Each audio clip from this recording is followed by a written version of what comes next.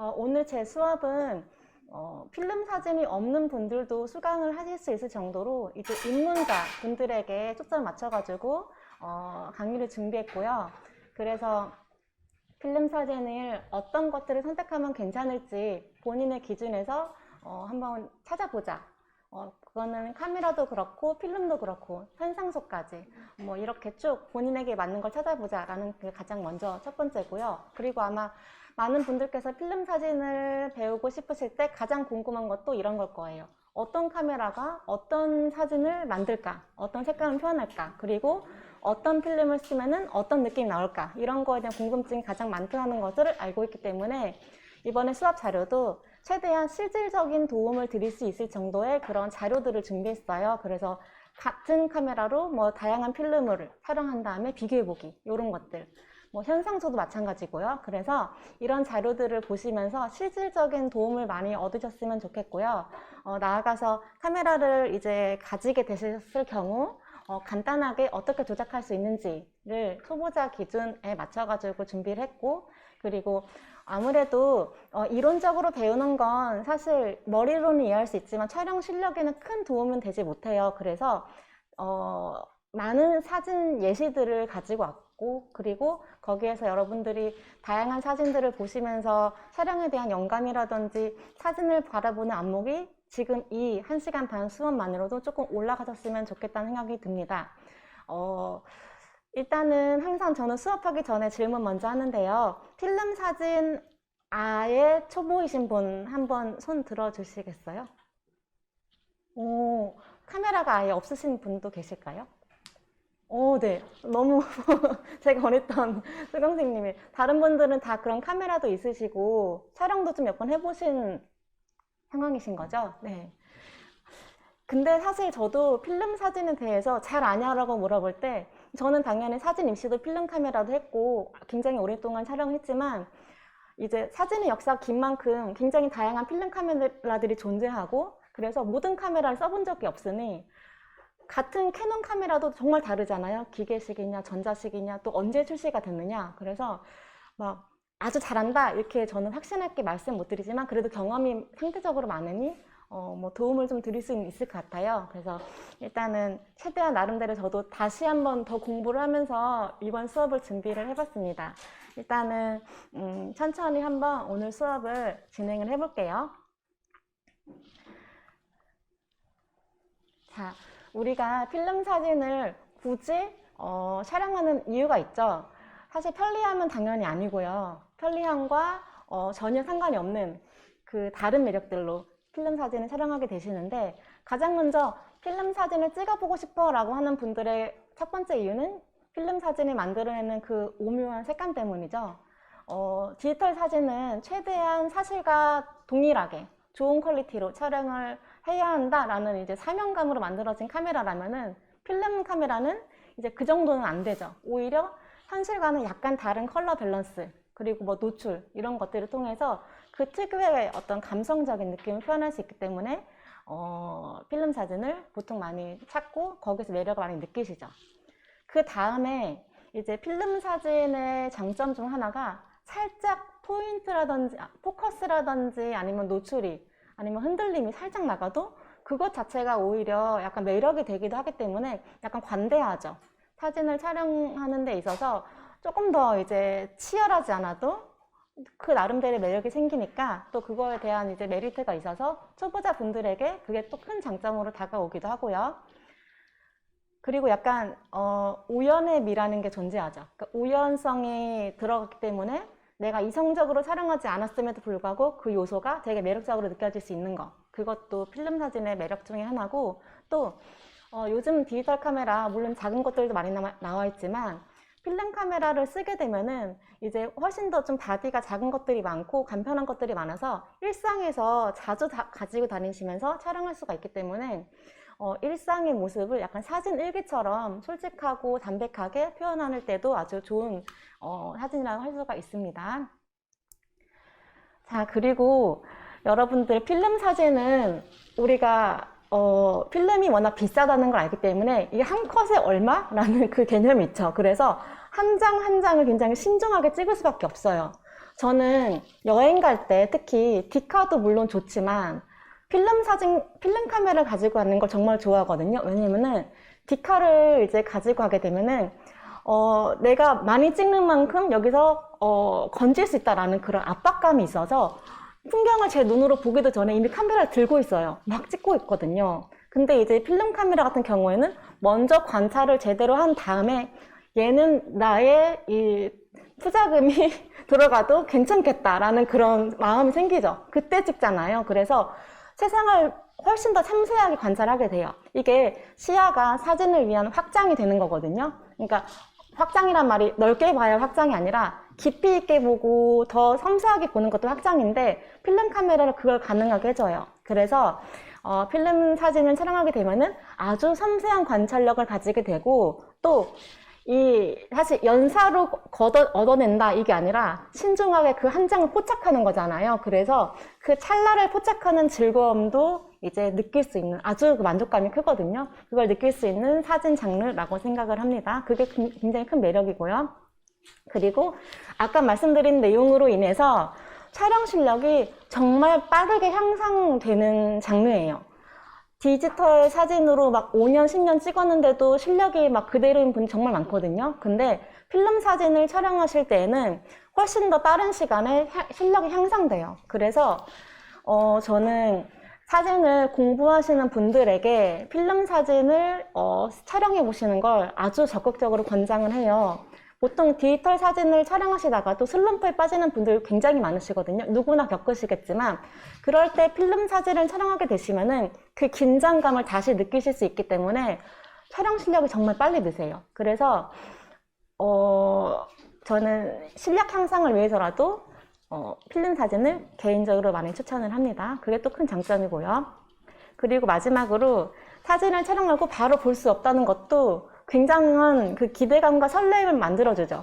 그 과정 자체를 내 카메라가 찍어준다라는 개념이 아니라 내가 만든다라는 개념이 들어가요. 그래서 내가 촬영하고 그렇죠. 내가 원하는 카메라, 필름을 조합해서 촬영을 하고 그리고 그거를 이제 내가 생각하는 색감을 표현하는 현상수에다가 맡기고 이 모든 과정이 이제 내가 만드는 작업물이라는 생각이 강해지기 때문에 이런 나만의 것 그리고 그것을 오랫동안 기다리면서 이제 우리가 얻게 되는 설레임과 기쁨이 있죠. 그래서 빨리빨리는 아니지만 아주 천천히 여유롭게 느긋하게 이 즐거움을 오랫동안 경험할 수 있기 때문에 이것들이 필름 사진의 장점이지 않을까라는 생각을 합니다.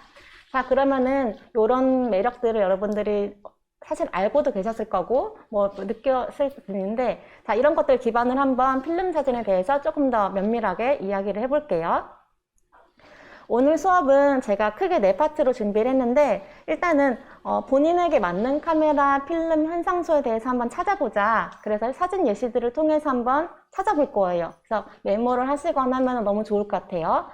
제가 최대한 지금 시중에서 구할 수 있는 필름들을 기준으로 자료를 준비했는데 아쉽게도 필름들이 단종된 것들도 너무 많고 그리고 필름 값도 많이 올라서 오늘 이 시간을 통해서 정말 실수를 줄이시고 나한테 맞는 것들 찾아보자 이렇게 하시면 좋을 것 같아요. 그리고 그 다음에는 카메라 조작하는 방법에 대해서 간단하게 제가 준비를 했는데요. 여기 이렇게 제가 사진 입시했을 때부터 10년이 넘는 시간 동안 써왔던 EOS5 얘는 입시하는 친구들에겐 거의 정석 같은 카메라거든요. 얘를 갖고 왔고 또 많이 쓰시는 FM2를 갖고 와서 이 두 가지를 필름을 어떻게 넣고 빼는지 이런 것들 간단하게 보여드릴 건데 그 다음에는 장르별 촬영들을 감상하면서 이제 여러분들이 많이 촬영하실 스냅 사진, 일상 스냅 사진 플러스 인물 사진 이 두 가지를 준비했어요. 그래서 여기는 이제 제 자랑인 제 수강생님들 사진들을 준비해서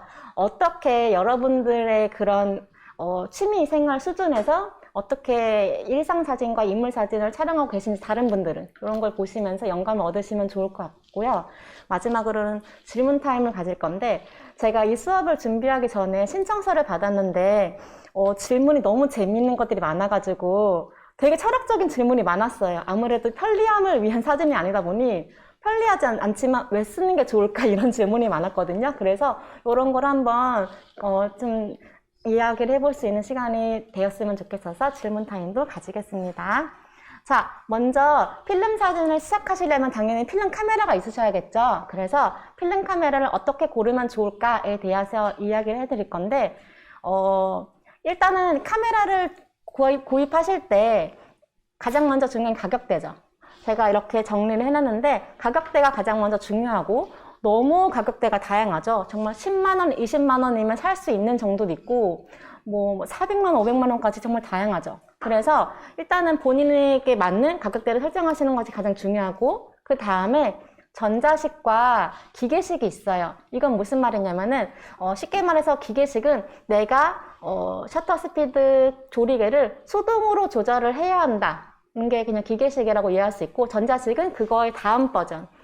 얘가 자동으로 노출도 맞춰주고 뭐 초점 맞춰주고 이런 거다. 좀 더 편리한 카메라라고 이해할 수 있겠죠. 자, 요거는 내가 카메라의 노출을 이해하고 있는지에 대한 기준으로 사용하시는 게 좋아요. 아니면 공부를 할 의향이 있다. 그러면 이제 기계식 하셔도 괜찮고 나는 조금 더 편리하게 사진을 촬영하고 싶다. 그러면은 전자식으로 가시는 게 마음 편하실 거예요. 그래서 이렇게 기준을 나누셔야 되고 그 다음에 디자인도 굉장히 중요합니다. 내가 이 카메라가 너무 예뻐서 늘 가지고 다니고 싶다. 이것도 굉장히 중요해요. 왜냐면은 사진을 촬영한다는 건 자주 들고 다녀야 한다는 거거든요. 그게 좋은 습관이에요. 그렇기 때문에 항상 내 손에 늘 있어야 되는데 그러려면 보통 본인 마음에 되게 들어야 돼요. 그래서 디자인도 굉장히 중요하다. 그래서 디자인 요소도 써놨고 그리고 결과물에 대한 거. 사진의 결과물이 내 마음에 드는 사진을 촬영이 되느냐. 그럴 때 이제 카메라마다 같은 필름으로 촬영을 해도 약간의 색감 차이가 존재하기 때문에 이런 것들이 맞는지 한번 보시면 좋을 것 같고 근데 제가 봤을 때 이 순서는 사실 우선순위거든요. 그래서 위에 올라갈수록 되게 기준이 좀 엄격해야 되는 게 좋고 밑으로 내려갈수록 좀 유연하게 생각하시면 좋을 것들인데 아무튼 그렇습니다. 휴대성은 이제 당연히 무게와 크기에 대한 이야기고요. 장비 선택의 폭은 렌즈를 선택하는 거에 있어서 좀 더 자유롭냐 아니면 뭐 플래시라든지 뭐 삼각대라든지 뭐 다른 액세서리 뭐 다양한 것들을 우리가 장착할 때 하물며 필터도 장착할 수 있는 게 있고 없는 게 있거든요. 그래서 이런 것들을 선택할 때 좀 한계가 있느냐 자유롭냐 이런 것도 누군가에게 중요할 수 있기 때문에 이렇게 정리를 해봤습니다. 자, 그 다음에 이런 걸 기준으로 생각을 하시고 그 다음에 카메라 종류에 대해서 이야기를 해볼게요. 자, 맨 먼저 왼쪽에 있는 이 카메라는 우리 똑딱이 카메라, 컴팩트 카메라죠. 우리 디카에서는 이제 절대 찍지 않는 카메라이지만 의외로 필름 사진을 이제 즐기는 분들은 아주 많이 쓰는 카메라 중에 하나예요. 뭐 세컨 카메라도 많이 쓰시고 그래서 제가 준비를 했는데 보통 라이카 미니룩스라든지 콘탁스 T2 이런 것들을 많이 쓰시죠. 얘는 아주 작고 가볍게 정말 가벼워요. 작고 그래서 주머니에 그냥 넣고 다녀도 될 정도로 아주 쉐드성이 좋죠. 사용법도 그냥 누르기만 하면 되니까 굉장히 편리해요. 하지만 그만큼 이제 발생하는 단점은 뭐냐? 화질이 조금 떨어진다. 다른 카메라에 비해서 조금 떨어지고 그리고 내가 원하는 사진으로 컨트롤을 못하니까 이제 카메라에 많이 의존하게 되는 거죠. 그래서 카메라가 사실 좀 찍어준다라고 생각을 해야 돼요. 그리고 너무 예상치 못한 결과물이 들쑥날쑥 나오기 때문에 이제 이거는 저한테는 큰 단점으로 느껴져가지고 단점에 넣었는데 무튼 이런 장단이 있습니다. 그래서 여러분들이 부담 없이 좀 쓰고 싶다 그럴 때는 이제 아니면 세컨으로 쓰고 싶다 그럴 땐 컴팩트 카메라 쓰시면 좋을 것 같고 그 다음에 SLR 기기식 카메라를 우리가 보통 이런 카메라 FM2 카메라로 볼 수 있어요. 그래서 이거는 많이 쓰시는 카메라죠.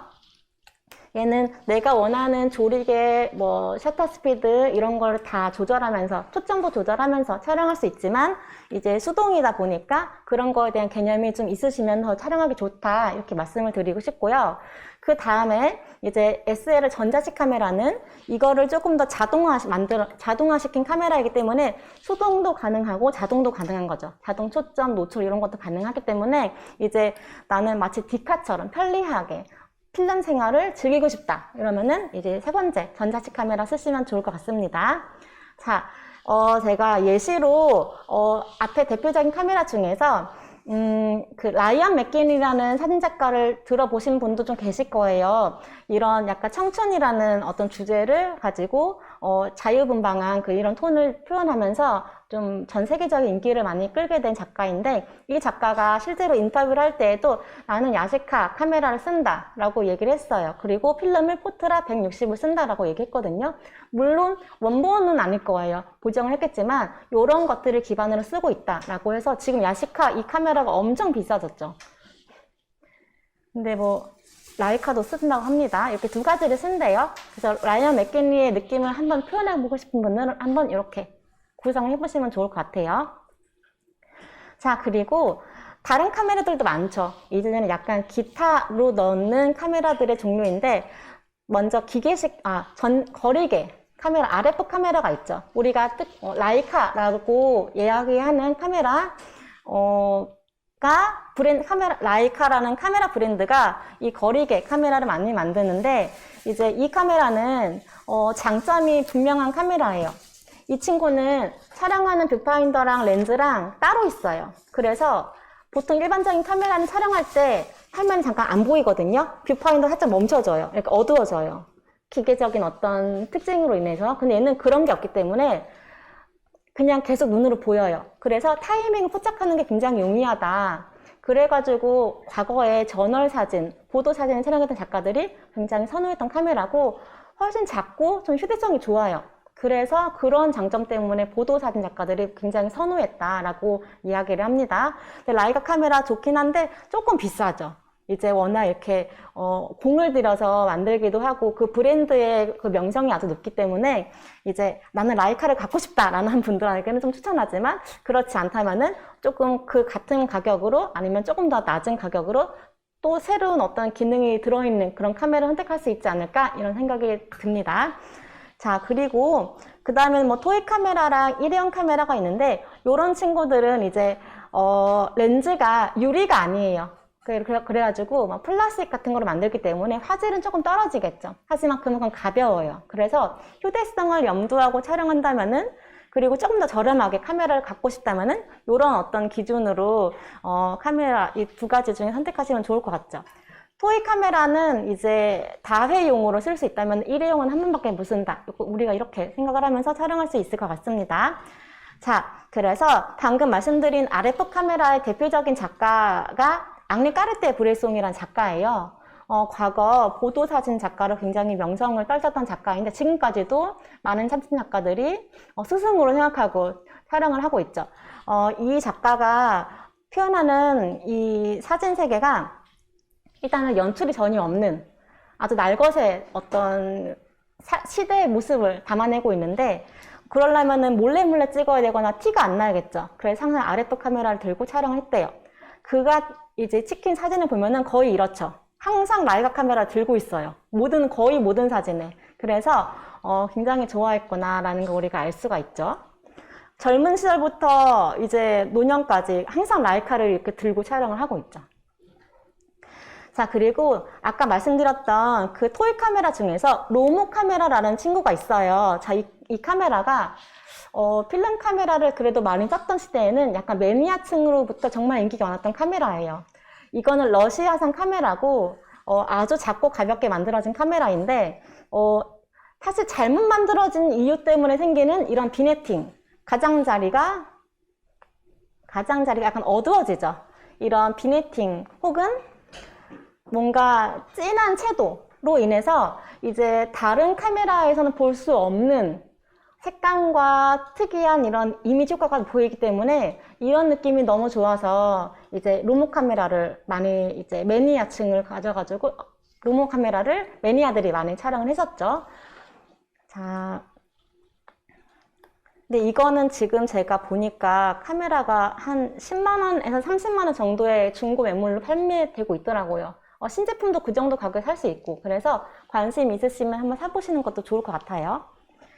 얘는 토이지만 노출이 자동으로 조절이 되기도 하기 때문에 촬영할 때 큰 실패는 많이 없어요. 노출 자체는.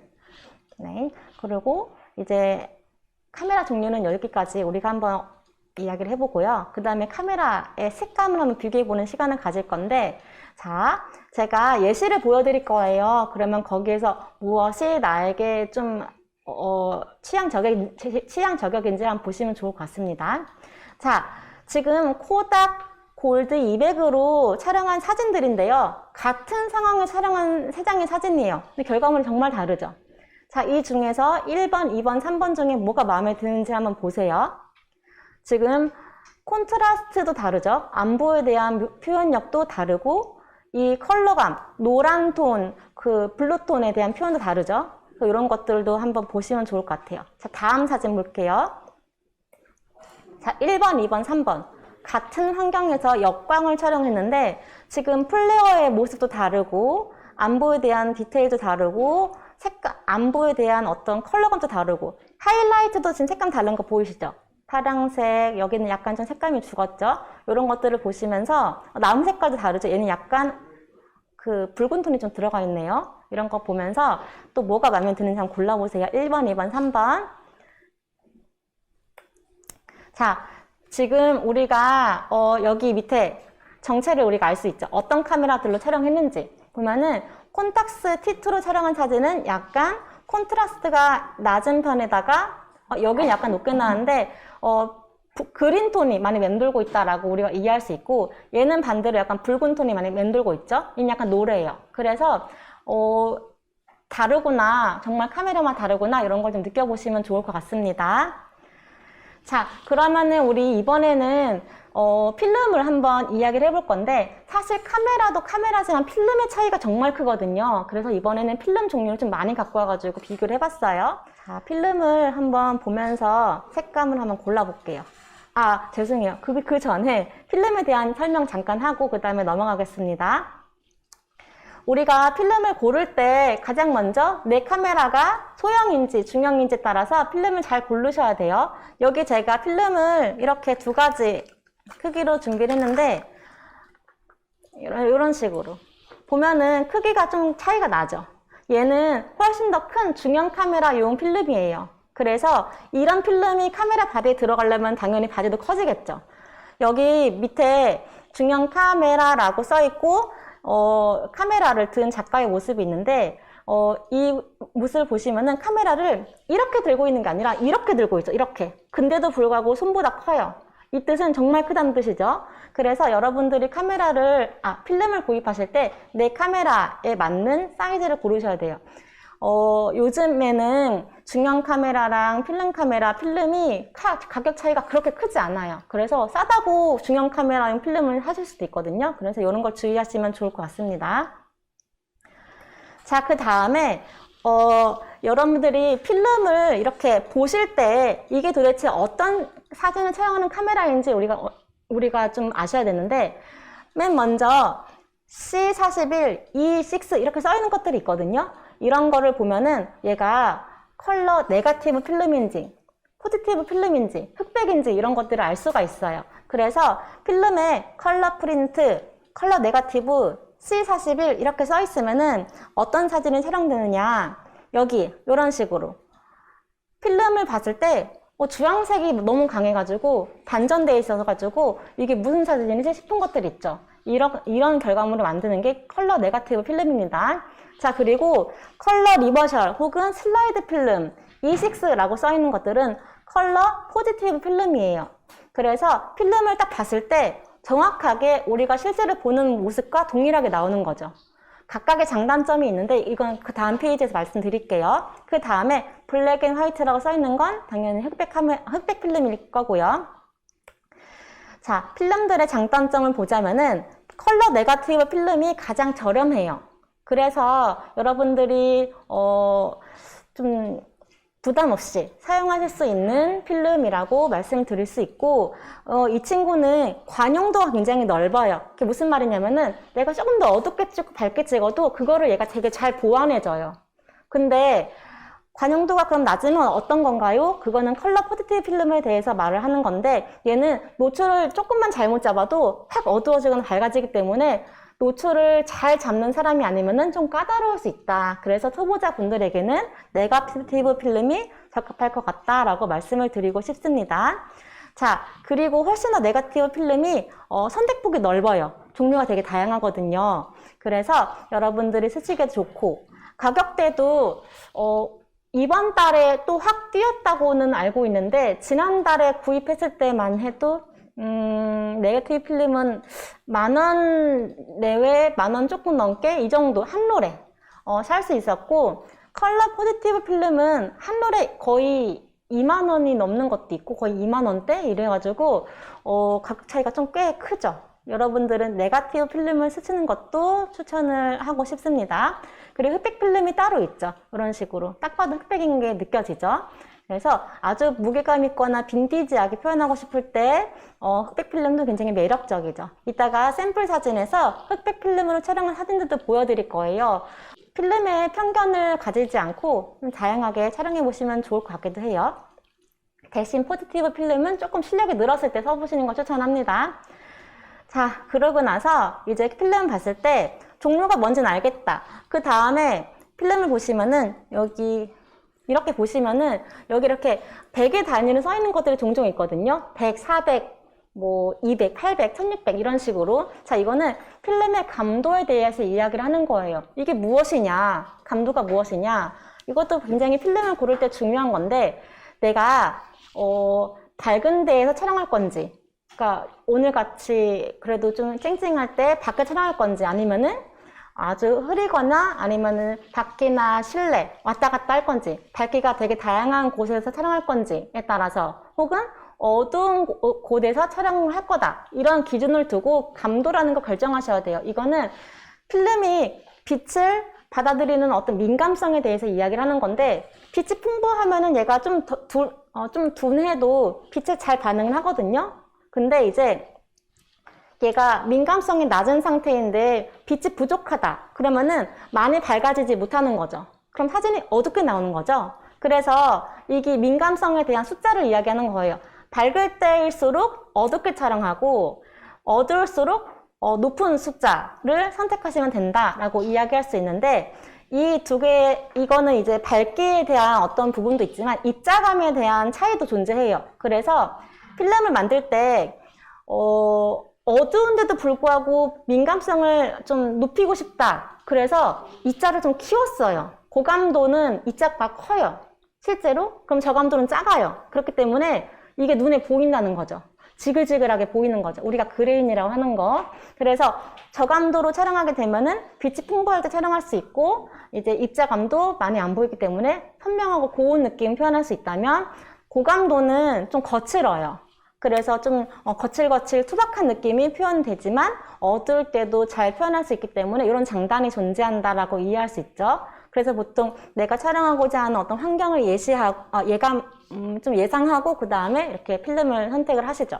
만약에 잘 모르겠어요, 그럴 때는 400 그냥 가운데 있는 거 쓰시는 것도 추천을 합니다. 자, 그 다음에 이거는 우리 밝기가 아니라 색깔에 대한 이야기인데요. 필름을 보시면은 여기 이렇게 텅스텐, 데일라이트 라고 써있는 경우가 있어요. 이럴 때 여러분들은 텅스텐인지 아닌지만 보시면 돼요. 텅스텐 광을 우리가 이런 백열전구라고 이해할 수 있어요. 그래서 이 친구는 이런 노란 환경에서 촬영할 때 너무 노래지지 않도록 컬러가 제대로 보일 수 있도록 촬영을 해준다라는 뜻이라고 우리가 쉽게 이해할 수 있어요. 그래서 여러분은 보통은 데일라이트 필름을 많이 쓰실 거예요. 근데 특수하게 실내에서 백열등을 좀 기준으로 촬영하고 있다. 그럴 땐 텅스텐 필름을 쓰시는 게 좋습니다. 자, 그 다음에 이제 유효기간도 중요하죠. 필름은 유효기간이 있어요. 그래서 유효기간이 너무 좀 지난 경우에는 여기 아래에 보이는 예시처럼 뭔가 뿌옇게 표현이 되고 있죠. 어둡게. 그래서 이거를 뭐 좋아하는 분들도 계신다곤 하지만 이게 제가 직접 10년 넘는 필름을 촬영해 보니까 편하고자 하는 분위기 따라서 좀 다른데 일상적인 느낌에서는 약간 아쉬운 느낌이 있더라고요. 그래서 여러분들 유효기간 여기 이렇게 보시면은 1992년 12월까지 써라 라고 써있죠. 보통은 이거를 1년, 2년 정도 넘기는 건 괜찮다고는 말을 해요. 근데 이제 해가 넘어갈 때마다 좀 더 어두워져요. 그래서 만약에 2년 정도 지났다 그러면은 평소보다 조금 더 밝게 촬영한다. 라고 생각하시면 좋을 것 같아요. 카메라가 이만큼이 적정 노출이야 라고 하면은 조금 더 밝게 이렇게 표현하시면 좋을 것 같습니다. 자, 그리고 이제 여기 보시면은 27이라고 엄청 크게 써져 있죠. 이거는 27컷 촬영할 수 있다는 뜻이에요. 그리고 다른 걸 볼까요? 여기에 보실지 모르겠지만 36이라고 써 있어요. 이거는 뭐 36컷이라고 우리가 이해할 수 있겠죠. 이거는 뭐 어렵지 않으니까. 자, 그러면 여기까지 필름에 대한 대략적인 정보 읽는 방법에 대해서 말씀드렸는데 한번 우리 이 필름들을 보면서 한번 이야기를 해볼게요. 자, 이 필름이 1번 필름, 2번 필름, 3번 필름이에요. 자, 제가 한번 질문을 해볼게요. 화면 잘 보이세요? 네. 자, 그러면 여기에서 컬러 네거티브 필름은 무엇일까요? 컬러 네가. 1번, 2번, 3번 중에서? 네. 한 분이 지금 손가락으로 알려줬어요. 한 분만 더. 컬러 네가는 몇 번일까요? 맞아요. 1번이죠. 어디 보고 가셨어요? 그쵸. 컬러 프린터라고 써있죠. 제가 아까 컬러 프린트, 컬러 네가라고 써있는 건 컬러 네가라고 말씀드렸어요. 자, 그러면 이번에는 3번은 필름 종류 무엇에 해당할까요? 그쵸. 슬라이드 필름이에요. 컬러 슬라이드 어디 보고 하셨어요? 그쵸. E6라고 써있죠. 여러분들 이렇게 여기에 있는 이 간단한 글씨들을 보면은 이게 어떤 종류인지를 다 알려주고 있어요. 화면이 조금 잘 안 보이셔가지고 못 보실 수도 있지만 E6라고 써있거든요. 얘는 그러면은 이렇게 슬라이드란 뜻이죠. 이렇게. 그리고 이 친구는 이제 블랙 앤 화이트, 흑백 필름이란 뜻이죠. 우리가 이렇게 확인할 수 있고, 자, 만약에 1번이랑 2번 필름 중에서 조금 어두운 데를 촬영해야 한다. 근데 선택권이 두 가지밖에 없다. 1번이랑 2번 중에서 조금 더 어두운 상황이에요. 촬영할 때 1번이랑 2번 중에 뭘 쓰는 게 나을까요? 그쵸, 1번이죠. 감도가 조금이라도 올라가는 거, 이런 걸 쓰시는 게 좋습니다. 자, 그래서 이렇게 아주 간단하게지만 필름의 종류를 한번 알아보는 시간을 가져보았어요. 자, 그러면 이제 색감 고르는 시간을 가져볼게요. 일단은 모든 카메라는 FM2예요. 그래서 모든 FM2 똑같은 카메라로 사진을 촬영했고, 자, 지금 엄청 다르죠? 밝기는 약간 좀 다를 수 있지만 자연광을 촬영해가지고, 근데 색깔 차이가 또 엄청나죠? 그래서 1번이랑 2번이랑 3번 중에서 마음에 드는 거 하나 골라볼게요. 한번 마음속으로 한번 이렇게 골라볼게요. 차이가 어떻게 존재하는지도 한번 보시면 좋고. 자, 다른 사진을 볼게요. 자, 이렇게. 여기서 차이가 좀 크죠? 옐로우 톤, 블루 톤, 그리고 마젠타, 붉은 톤. 정말 다양하게 존재하죠? 이건 피부톤에도 영향을 줘요. 그래서 가장 붉게 피부를 표현하는 건 세 번째죠. 세 번째. 여기 지금 다리가 굉장히 붉죠? 가장 밝은 느낌을 표현하는 건 2번, 그리고 이제 1번은 따뜻한 느낌이죠. 이런 식으로 우리가 또 차이를 비교해 볼 수 있겠네요. 자, 그러면은 다음 사진. 그냥 이렇게 나무, 자연을 촬영했다라고 했을 때 어떻게 색감이 달라지는지 보이실 거예요. 자, 그러면 이제 정체를 한번 알아볼까요?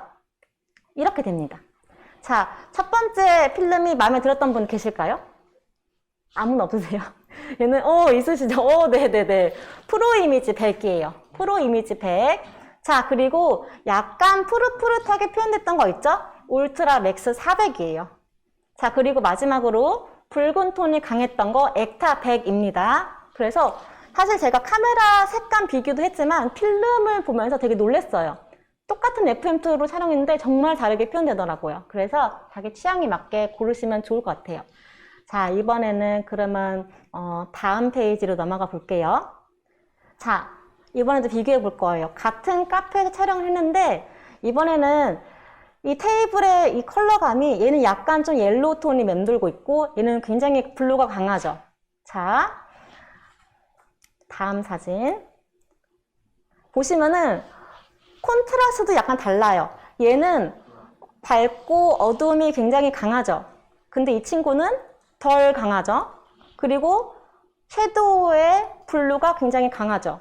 하이라이트도 마찬가지예요. 여기 지금 보시면은 하이라이트의 블루가 굉장히 강하죠.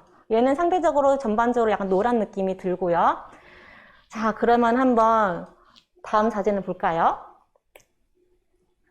그래서 왼쪽 사진은 약간 옐로우 톤을 많이 표현한다면은 오른쪽은 블루 톤을 좀 잘 표현하고 있어요. 자, 이 두 가지 필름의 종류는 뭐냐? 같은 포트라 필름인데 감도 차이에 따라서 이렇게 큰 차이가 있어요. 그래서 블루 톤의 어떤 청명한 느낌을 표현한다면은 포트라 400 쓰시는 게 좋고, 상대적으로 덜 하지만 약간 좀 따뜻한 느낌으로 표현하고 싶다 그러면은 160도 괜찮을 것 같습니다. 혹시 포트라 400 마음에 드는 분 계실까요? 오, 네. 이 필름 사진의 또 강국 일본 사진을 우리가 보게 되면은 이런 블루톤의 사진들이 굉장히 많아요. 그래서 이런 느낌 좋아하는 분들은 이제 포트라 400 쓰시는 것도 괜찮을 것 같더라고요. 근데 아까 라이언 맥기니는 이거 쓴다고 했었죠? 160. 자, 또 있어요, 또. 이번에는 나무들, 자연을 좀 촬영한 사진들 갖고 왔는데 정말 이 세 가지의 필름이 좀 큰 차이가 존재해요. 왼쪽 사진은 초록색은 초록색인데 약간 청록색의 느낌이 강하죠. 약간 사이언, 민트 색깔이 좀 강한 사진이 표현되고 있고, 중간 사진은 가장 현실적인 느낌이에요. 좀 색감이 좀 진한 느낌도 있고요. 다른 것보다. 세 번째는 이게 나무인데 나뭇잎이 약간 레드톤이 좀 많이 맴돌고 있죠. 되게 붉은 느낌이 표현되고 있어요. 자, 다음 사진을 볼게요. 이것도 1번, 2번, 3번 필름인데, 자, 1번 아까처럼 마찬가지로 청록색이 많이 맴돌고 있죠. 두 번째는 색감이 조금 더 진하게 느껴지는 그런 사진이고, 이때에는 사실 해가 지고 있었기 때문에 노란빛이 들어와서 노랗게 보이는 거이기도 해요. 3번은 지금 들판도 되게 붉게 표현될 정도로 되게 빨갛죠. 그래서 노을 촬영할 때 굉장히 좋을 것 같은 필름인데, 자, 정체를 한번 볼게요. 무슨 필름들인지. 이렇게 됩니다. 자, 맨 왼쪽은 시네스틸 필름이고, 두 번째는 컬러 포지티브 필름인 코닥 이제 E100이라는 필름이고요. 3번은 이제 후지 벨비아 100 필름이에요. 그래서 여러분들 여기를 보셔도 정말 색감이 다르구나 라는 걸 좀 느끼실 거예요. 그래서 내가 좀 촬영하는 평소 스타일과 잘 어울릴 것 같다 라는 걸 잘 골라보시면 좋을 것 같아요. 자, 그 다음 페이지는 조금 더 특수한 필름을 보여드리고 있는데, 코노 필름이라고 되게 특수 필름이라고 우리가 이야기할 수 있거든요. 이거 첫 번째 거 보면은 빨간 색깔의 얼룩 같은 게 보이시죠? 이게 그냥 애초에 필름에 들어가 있는 거예요. 그래서 약간 빛샘의 효과를 인위적으로 애초에 필름에 넣어놓은 필름이라고 볼 수 있고, 두 번째도 약간 이렇게 마치 빛바랜 빈티지한 사진처럼 일부러 표현을 하는 코노 필름인 거예요. 그래서 여기 종류가 이렇게 나와 있으니까 여러분들 이런 특수 필름에 관심 있으시면은 한번 써보시는 것도 좋을 것 같습니다. 자, 얼추 좀 마음에 드는 걸 찾으셨나요? 못 찾으셨어요? 너무 종류가 많죠? 결국은 다 써봐야 하나 싶으실 수 있는데 그래도 좀 도움이 되셨으면 좋겠어요. 저는 보면서 개인적으로 액타 100이 마음에 들더라고요. 이런 하이라이트의 붉은 느낌? 이런 게 색감이 자연스러우면서도 약간 붉은 톤이 맴도니까 좀 그런 느낌이 좋더라고요. 자, 그리고 여러분들 현상소에서 스캔을 할 때에도 거기에서 많은 색감의 차이가 발생해요. 왜냐면은 사실 현상 기계는 거의 똑같은 걸 쓰거든요. 그리고 필름의 현상이라는 건 정확한 데이터에 의해서 작동되어야 되는 거기 때문에 거의 큰 차이는 없어요. 동일한 약품, 동일한 온도 뭐 이런 것들로 진행이 되지만 스캐너를 무엇을 쓰느냐에 따라서 많이 달라지기도 하고, 화질도 마찬가지고 색감도 마찬가지예요. 플러스 이제 스캐너에 설정값을 주거든요. 뭐 옐로우를 얼마나 넣을래, 뭐 콘트라스트를 어떻게 할래, 이게 정말 다 사람의 손으로 들어가는 거예요. 그래가지고 그리고 그게 현상수의 어떤 좀 개성이 되기도 하고, 그래서 보통은 아주 밋밋하게 하진 않고 자기의 좀 개성을 살릴 수 있는 그런 설정값을 쓰거든요. 그래서 같은 상황에서 같은 필름, 같은 카메라를 촬영해도 이렇게 다를 수 있어요. 색감이 정말 다르죠. 이 손의 어떤 컬러감도 다르고 이 초록색을 표현하는 이런 컬러감도 다르죠. 그래서 지금 제가 업체를 뭐 공개적으로 써놓진 않았지만 어느 정도 인지도가 있는 현상소예요.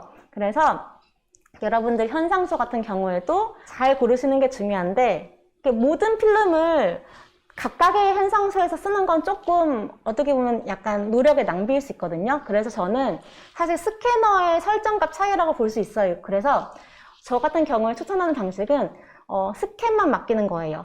필름이 이렇게 있잖아요. 그러면은 실제로 이거 이렇게 한 줄 있죠. 한 줄을 기준으로 스캔을 해줘요. 그래가지고 내가 이렇게 이거 하나로 여기 업체에서 스캔을 맡겨보고 다양하게 맡겨보는 거예요. 가격이 이거 하나당 그러니까 거기서는 한 줄이었는지 한 컷이었는지 모르겠지만 500원이라고 했거든요. 한 컷이 500원인지 한 줄이 500원인지 잘 기억이 안 나는데 저는 사실 스캐너가 집에 있거든요. 그래서 그냥 필름 스캔을 제가 하니까 업체에 이렇게 전화를 해가지고 물어봤었는데 보통 그 정도 하더라고요. 그래서 이 한 줄을 다양한 이제 업체에 맡겨가지고 스캔을 받아보시는 거 이거를 개인적으로 추천을 합니다. 당일에 오전에 맡기면은 그날 보여준대요. 그래서 이렇게 하셔도 좋을 것 같아요. 자, 그러면은 이제 여기까지 내가 좀 원하는 어떤 색감을 표현하는 필름, 카메라, 현상소 이런 걸 이제 찾았다. 그럼 이제 촬영을 하셔야겠죠. 아, 그리고 요즘에는 배송을 지원해주는 업체도 많기 때문에 굳이 방문하지 않아도 택배료를 이렇게 내가지고 오갈 수 있대요, 필름이. 저는 근데 여기서 추가적으로 말씀드리고 싶은 게 필름을 안 받는 분들이 정말 많으시더라고요, 요즘에는. 사실 뭐 이해는 되는데 저는 추후에 또 스캔을 해야 하는 상황이 많이 발생하시더라고요. 사진을 관리를 잘 못하시거나 혹은 보통 우리가 값싸게 사진을 편성하고 스캔을 맡기면 화질이 좋지 않아요. 정말 그냥 막 기계로 막 굴려가지고 하는 거기 때문에 그래서 가끔 가다가 정말 좋은 사진인데 낮은 품질의 사진으로 스캔이 돼가지고 좀 질이 떨어지는 경우가 있죠.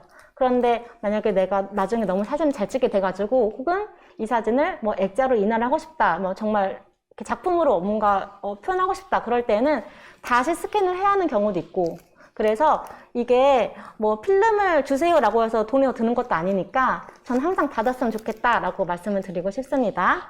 자, 그리고 제가 이거는 너무 차이가 달라가지고 좀 놀랐는데 같은 환경을 촬영한 거거든요. 근데 현상소에 따라서 이게 다르더라고요. 그래서 마음에 드는 대로 잘 고르셨으면 좋겠어요. 자, 그러면 이제 여기까지 나에게 맞는 것들을 찾았다면은 이제 조작에 대해서 이야기를 해봐야 되는데 자, 먼저 필름 카메라는 필름을 장전해야지만 쓸 수가 있겠죠. 그래서 사실 다양한 어떤 유튜브에 영상들이 많이 올라와 있어요. 기종에 따라서 장전법들이 조금 다양하기 때문에 자기가 쓰는 카메라를 기준으로 한번 찾아보시는 게 제일 좋고 제가 여기서 예시를 보여드릴 수 있는 건 EOS5랑 FM2예요. 자, 일단은 전자식 카메라를 가지고 어떻게 필름을 장전할 수 있는지에 대해서 간단하게 보여드릴게요. 지금 이 친구는 참 좋은 점이 여기 이렇게 구멍이 뚫려져 있어서 필름이 들어있는지 없는지를 알 수가 있어요. 근데 이게 진짜 편리하거든요. 이거. 자, 저 같은 경우에는 여기 화면 클로즈업 부탁드립니다. 여기 이렇게 버튼이 있어요. 그 버튼을 딱 누르면은 이렇게 누르면은 여기가 팡 하고 열리죠. 그래서 이런 식으로 열 수 있습니다. 자, 여러분들 여기 조심하셔야 돼요. 여기에 약간 막 같은 게 존재하는데 이게 바로 셔터 막이에요. 촬영할 때만 찰칵하고 열리는 건데 여기가 망가지면은 이게 수리 비용 꽤 나오기 때문에 조심조심 잘 다뤄주셔야 되고 자, 필름을 여러분들이 쓰실 때 이렇게 보면은 여기가 왠지 필름이 들어갈 공간인 것 같죠? 여기를 딱 보시고 필름을 약간 이렇게 좀 길게 한 상태에서 이렇게 집어넣죠. 집어넣으면 딱 들어가요, 이렇게. 자, 그리고 얘를 여기에 이렇게 얹어줘요. 이런 식으로. 그런 다음에 얘를 딱 키면은 소리 들리시죠? 그냥 자동으로 자동으로 장전이 돼요. 그래서 너무 편하죠. 가끔 제대로 못 감으면은 나는 엄청 열심히 찍었지만 필름은 그냥 그대로 있어서 한 장도 촬영되지 않거나 이런 경우가 많은데 얘는 그럴 문제가 전혀 없죠. 그래서 여러분들 그리고 이게 좋은 점이 여기 DX 코드라는 곳이에요. 필름의 정보를 이제 디지털적으로 담은 거죠. 그래서 얘를 여기 넣으면은 필름 카메라가 여기를 인식해서 감도가 몇이구나 라는 걸 바로 자기 알아요. 우리 소음 카메라는 감도를 100을 쓰는지 200을 쓰는지 따라서 얘를 항상 바꿔줘야 되거든요. 그런데 그럴 필요가 없으니까 굉장히 편리하죠. 전자식 카메라는 이런 식으로 장전을 쉽게 할 수 있습니다. 그래서 필름을 우리 아까 필름 그 앞부분 있죠. 필름 리더를 여기까지 얹혀 놓으면은 알아서 감긴다. 이렇게 우리가 이해할 수 있고, 그럼 기계식 카메라는 어떻게 장전하는 거냐?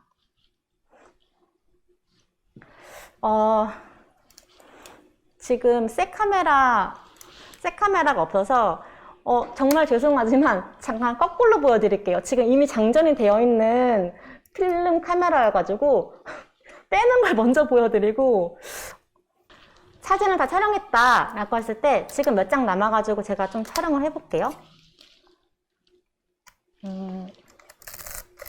지금 이렇게 돌아간다는 거는 아직 장수가 남아있다는 뜻이에요. 그래서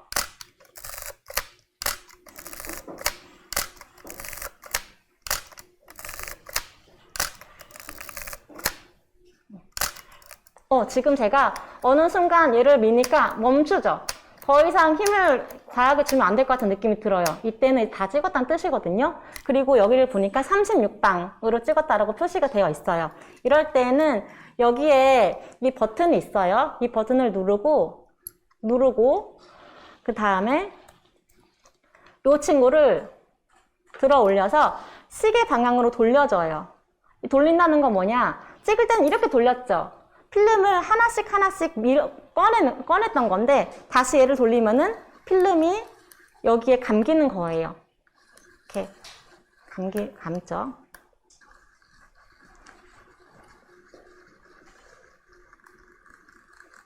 감다 보면은 어느 순간 헐거워지는 순간이 있어요. 네, 이렇게 약간 소리도 나죠. 그래서 씩씩거리는 소리가 나죠. 이제 다 끝난 거예요.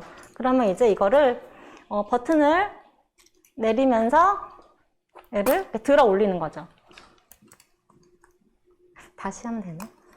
제가 어떻게 했냐면은 여기 버튼을 올리면서 얘를 들어 올렸어요. 그랬더니 얘가 탁 하면서 열렸죠. 이런 식으로. 필름을 이렇게 꺼낼 수가 있는 거죠.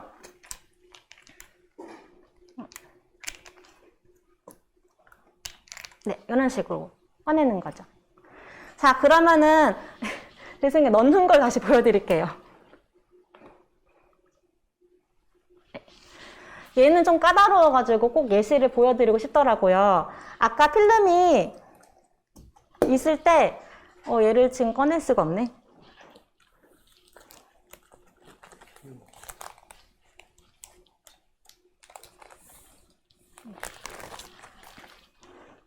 필름을 우리가 이렇게 생겼다고 우리가 한번 생각을 해볼게요. 이런 식으로 한번 넣어볼까? 이렇게 생겨있다 라고 했을 때 여기도 마찬가지 필름 넣는 건 동일해요. 아까처럼 이렇게 넣으시면 돼요. 그런데 이제 얘를 자동으로 감겨지지가 않으니 얘를 수동으로 감으셔야 되거든요. 그럴 때 필름 끝이 실제로는 약간 얇아요. 여기보다 살짝 잘려 있거든요. 그래서 얘를 여기 홈이 존재해요. 홈. 여기 기둥에 홈이 있어요. 홈. 여기다가 최대한 세게 밀어 넣어요. 쭉쭉 넣으면 들어가거든요. 그 상태에서 넣었을 때 들어갔다라고 하면은 이 상황에서 한번 얘를 이렇게 돌리셔야 돼요. 그럼 얘가 여기에 묶인 상태에서 살짝 돌아가요. 그러면은 잘 됐다라고 생각할 수 있는데 저는 조금 보수적으로 하는 편이기 때문에 망치면 안 돼서 얘를 2번 정도 돌려요. 근데 아마 그냥 돌리면은 얘가 안 돌아갈 거예요. 한번 셔터를 누르고 다시 한번 돌리면은 돌아가거든요. 그럴 때 저는 지금 얘를 안 꼈지만 껴있는 상태라면은 필름이 여기서 쭉 나오면서 얘가 감길 거예요. 그런 식으로 해서 2번 정도 촬영하고 괜찮다 싶으면 그때 이제 뚜껑을 닫고 촬영을 하시는 거죠. 그런 식으로 하시면 됩니다. 자, 이거는 제가 간편하게 보여드렸지만 아마 직접 본인의 카메라를 다시 쓰게 되면은 조금 헷갈릴 수 있어서 그때는 한번 유튜브라든지 그런 걸 다시 보시면 좋을 것 같아요. 그리고 카메라 종류마다 조금 달라요. 그래서 한번 꼭 검색해 보시면서 카메라 필름 장전하는 거 보시면 좋을 것 같습니다. 자, 그리고 필름을 장전했다라고 한다면은 이제 촬영을 해야 하는데 초점 맞추는 것도 디카랑 굉장히 다르죠. 그래서 필름 카메라의 내부를 보게 되면은 이런 식으로 동그란 원이 보통 존재를 해요. 그리고 가운데 이 부분을 보게 되면은 초점이 맞지 않았을 때 지금 이 피사체가 약간 분리가 되어 있죠. 상하가 분리가 되어 있죠. 이럴 때는 그 영역이 초점이 맞지 않았다라는 뜻이에요.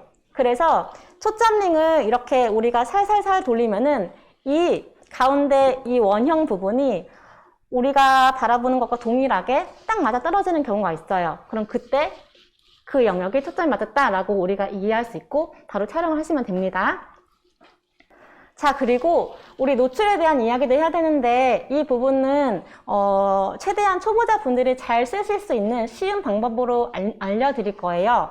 자, 일단은 필름을 장전했을 경우에 우리 얘는 감도를 자동으로 인식을 하지만 이런 카메라는 자동으로 인식이 불가능해요. 그래서 다이얼을 보면은 감도에 맞게 설정하라고 나와 있거든요. 그래서 이 카메라 같은 경우에는 지금 이 속에 ISO라고 써 있어요. 여기 속에 막 50, 100 이런 식으로 자 50부터 2배씩 커지는 숫자를 보통 감도라고 이해할 수 있고 얘를 들어 올린 상태에서 이렇게 움직이는 거예요. 들어 올려서 이렇게 조절하실 수 있습니다.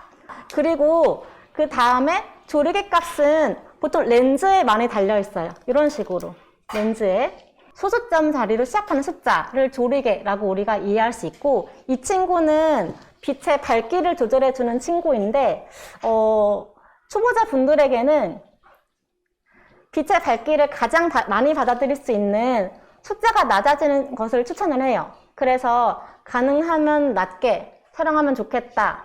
예를 들어서 5.6 이하라고 저는 말씀을 드리는데 그 이유는 무엇이냐면은 디카는 감도의 범위가 굉장히 넓어요. 그리고 고감도여도 노이즈가 발생하는 확률이 상대적으로 적고 근데 필름 카메라 같은 경우에는 감도를 보통 고르실 때 100이나 200, 400 정도가 끝일 거예요. 그래서 굉장히 저감도로 촬영을 하시기 때문에 웬만큼 밝지 않은 이상 촬영이 어려워요.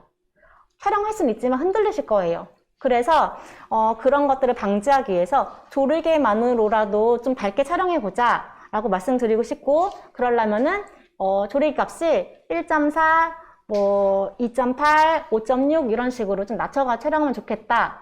저는 보통 가장 낮춰가지고 촬영하는데 그 이유는 아까 말씀드린 이유도 있고 그리고 아웃포커스에 대한 효과도 분명히 잘 나타나기 때문에 원래 조리개 값을 낮춰야지만 아웃포커스가 잘 표현되거든요. 그래서 겸사겸사 초보자분들은 주제를 강조하는 거에 있어서 구성이라든지 이런 거에 좀 약할 수 있거든요. 그런데 그럴 때에는 아웃포커스를 통해서 주제를 강조할 수 있으니 겸사겸사 밝게도 찍으면서 주제도 강조해보자 라고 말씀드리고 싶습니다. F값 낮춰가지고. 자, 그리고 마지막으로 셔터 스피드를 조절하실 수 있는데 얘는 이렇게 써있죠. 이런 식으로. 자, 1부터 시작해서 이제 숫자가 1000단위로 커지는 숫자예요. 그런데 이 친구는 이제 사진의 흔들림, 정지 이런 것들을 표현하는 친구이기 때문에 얘는 제가 기준을 말씀드려요. 보통 손떨림이 좀 심한 편이다. 나는 평소에 약간 수전증이 있다. 그러면은 한 125분의 1초란 뜻이에요. 이것보다 빠르게 찍자. 그러니까 125, 250, 500 이런 식으로 빠르게 찍자는 뜻이고 보통의 흔들림을 가지고 계신 분들은 60분의 1초보다 빠르게. 그래서 여기 60이라고 써 있거든요. 60보다 높은 숫자에서만 움직이시면 돼요. 이것보다 낮은 숫자로 움직이시면은 흔들릴 수 있다. 그러면 어떻게 하느냐? 지금 사진을 촬영하려고 보니까 좀 셔터 스피드가 이렇게 낮아야지 사진의 밝기가 적정으로 나오는데, 그럴 때는 어딘가에 올려두고 찍으시거나 아니면은 그냥 60으로 찍으시고 보정으로 좀 밝게 만들어주는 것도 전 좋은 방법이라고 생각을 해요. 일부러 흔들릴 수는 있지만 근데 그건 의도하지 않은 거라면은 실패한 거기 때문에 여러분들에게는 60보다 빠르게 혹은 125보다 빠르게 촬영하시는 걸 추천을 합니다. 자, 그리고 제가 아까 카메라가 말하는 적정 노출에 대해서 말씀을 드렸는데 이게 나와요, 화면에서. 이게 밝게 찍히고 있을지 어둡게 찍히고 있을지 적정 노출인지를 얘가 플러스 마이너스 동그라미 혹은 이렇게 눈금계로 표시를 해줘요. 아주 직관적으로 표시를 해주기 때문에 아마 아실 거예요. 카메라 뷰파인더 보시면은.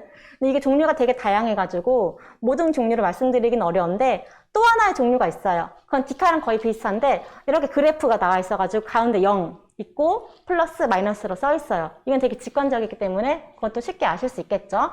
근데 이거는 그럼 무조건 0이 정답이냐? 그거는 또 아니죠.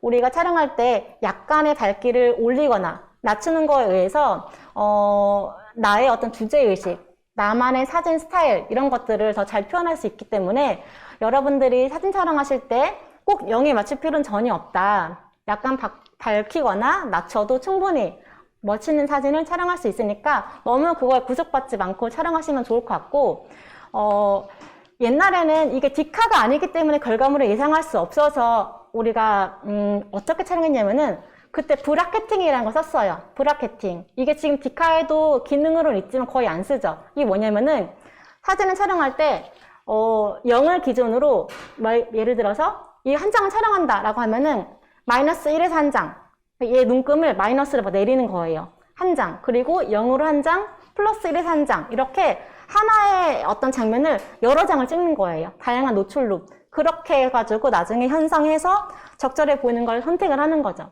근데 제가 대학생 때만 하더라도, 제가 뭐 입시했을 때, 고등학생 때만 하더라도 충분히 가능했던 게 필름이 좀 저렴했거든요. 그래서 이렇게 막 찍어도 괜찮았었어요. 사실은 그렇게 큰 부담은 아니었는데 지금은 조금 부담스러워서 그렇게 하시면은 조금 이제 필름이 금방 낭비가 되실 거고 노출 보정을 그냥 본인이 나름대로 한번 예시를 하시거나 아니면 요즘에 다행히 핸드폰 그 어플 중에서 노출을 측정해주는 어플이 있거든요. 이거 아마 검색하면 나오실 거예요. 그래서 이거를 보시면 촬영하는 것도 괜찮고 그리고 뭐 가장 좋은 건 이제 디카랑 필름 카메라를 같이 쓰시는 거죠. 그래서 필름 카메라를 쓰기 전에 디카를 촬영했는데 너무 괜찮다. 그러면은 그 설정 값을 한번 필름 카메라에 대입하신다든지 이런 식으로 하시는 방법인데 약간 번거로울 수 있으니 뭐 다양한 방법은 존재하나 보정하는 것도 괜찮겠다 말씀을 드리고 싶습니다. 왜냐면은 관용도가 나름대로 있기 때문에 보정해도 충분히 밝기를 잘 표현할 수 있을 것 같아요. 그 다음 필름 빼기인데 이거는 제가 말씀드렸죠. 그리고 이 친구는 제가 말씀 안 드린 이유가 다 찍으면 그냥 본인이 알아서 그냥 끝내요. 열면은 알아서 그냥 빠져 있어요. 그래서 되게 편리하죠.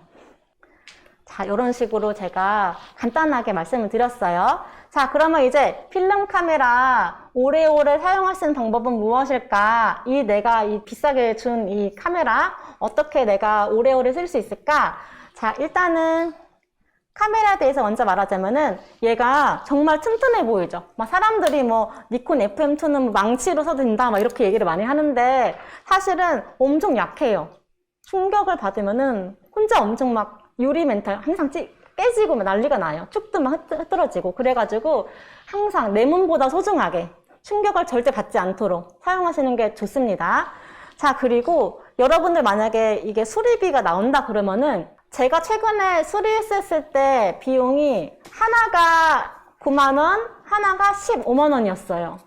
생각보다 많이 나오죠. 그래서 여러분들 이 수리점마다 가격은 좀 다양하니까 제가 막 확실하게 말씀드릴 수 없지만 10만 원 정도로 그냥 예상하고 가시면 좋을 것 같아요. 꽤 비싸죠. 그래서 내 몸보다 소중하게 필름 카메라를 다루시면 좋을 것 같고 그리고 의외로 렌즈에 필터 안 쓰는 분들이 정말 많으시더라고요. 렌즈에 필터 쓰셔야 돼요. 안 그러면은 충격을 받을 때 렌즈가 바로 깨지기 때문에 필터를 쓰게 되면은 필터가 먼저 일차적인 충격 흡수를 하겠죠. 그래서 필터를 꼭 쓰시면 좋을 것 같아요. 필터 쓰실 때에는 내 렌즈의 구경, 그러니까 이 원의 크기에 맞는 걸 쓰시면 되는데 몇 밀리라고 써 있을 거예요. 렌즈에. 그거를 보시면서 사시면 됩니다. 사실 때에는 UV 필터라는 자외선을 차단시키는 필터가 가장 일반적이에요. 자외선을 왜 차단시키죠? 라고 물어보신다면은 자외선이 많은 상황을 가지고 촬영하게 되면은 사진이 약간 선명도가 떨어지고 뽀해져요.